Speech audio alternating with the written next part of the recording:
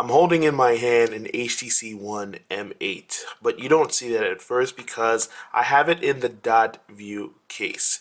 It's a unique case that HTC created just for this phone. It follows the flip cover genre, but it has some problems to it. But before we get to the problems, let's focus on what the case does. As you can see, it has this little see-through mesh type of material. And the reason that's important is because when you double tap on the screen, you get this old style dot view, like a little retro kind of 8-bit form. And it's able to do that because within the screen, it has blocky letters that because this is a mesh, it doesn't see through completely.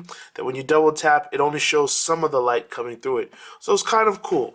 There's a magnet inside or a sensor that lets you know whenever the case is flipped open, and then it automatically turns the screen off or turns it on depending on when it's opened. And you can get some cool things on the screen. For instance, you can double tap to see the time. If you have notifications like for missed calls, for low battery, for SMS or email, it'll notify you with a little icon on the bottom. When you get an incoming call, you also get that option as well. You see a little lights flashing telling you if you swipe down, you can reject the call. If you swipe up, you can accept the call. And the cool thing about that is that there's also a sensor in here, a proximity sensor in the phone itself. So if you just put the phone straight up to your ear, it'll automatically accept the call and let you start speaking to someone. So that's nice as well. Speaking of phone calls, you can actually bring up the voice dialer by swiping down from the top. Call Rodrigo. Calling Rodrigo a fake. Okay, and so now it's making the phone call, and then I just swipe down to cancel it. And that's just an option of what you want to do, make it easier for you to place phone calls. In terms of the case material itself, the front cover is a soft rubbery type of feeling. It's kind of flexible, and you can see on the hinge it's designed to lay flat across the screen. We'll get to that in a second. The back cover is a little bit harder of a rubber type of plastic, and it might seem a little strange to put this material on. It doesn't feel the greatest. It feels fine, but you know, HTC spends a lot of time talking about how wonderful the aluminum metal is on the HTC One, and now you've gone and covered it up with a piece of material that doesn't feel very premium. Now let's get back to the design and some of the quirks that I have with this case. You can see that it has covering openings for the camera, the dual camera, and the flash. But when you use the camera, you typically hold it with one hand.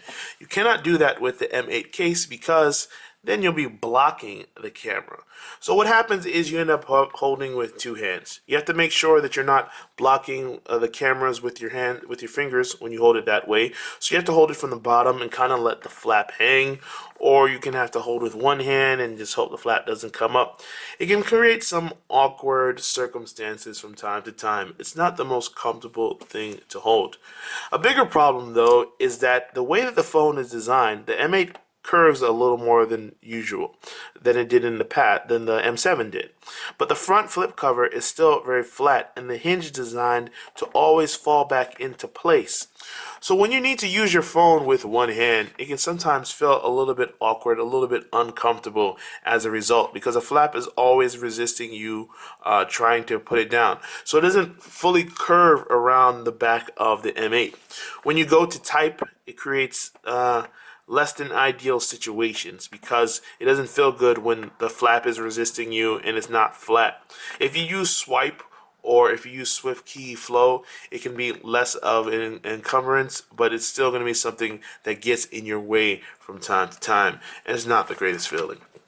Another issue is this case, it's kind of hard to see the dot view in sunlight.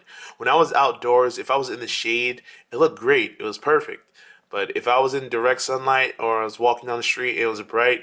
I really had to reposition my phone often to see who was calling me, see what time it is. The dot view case is very interesting because of its unique factor. And I must admit that had I kept the phone naked, all these scratches that you see on the back of the case would have been scratches on my beautiful and precious HTC M8, and you wouldn't want that.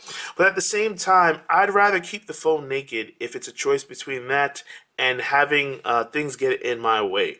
At $50, this case should be something enhancing the experience, but more often than not, I felt like it was something that I had to live with and work around rather than enjoy. And as much as I like being able to tap on the screen and see the time, I could just as easily do that without this case because HTC has built that feature into the phone. And it's much easier and clearer for me to see in daylight.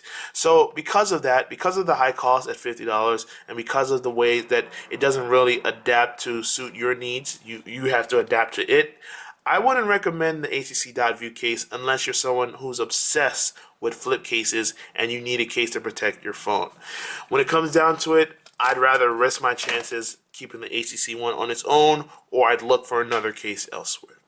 This is Andrew with mobileburn.com reviewing the HTC One Dot View case. Thanks for watching, and if you enjoyed this video, be sure to click like and subscribe. Until next time.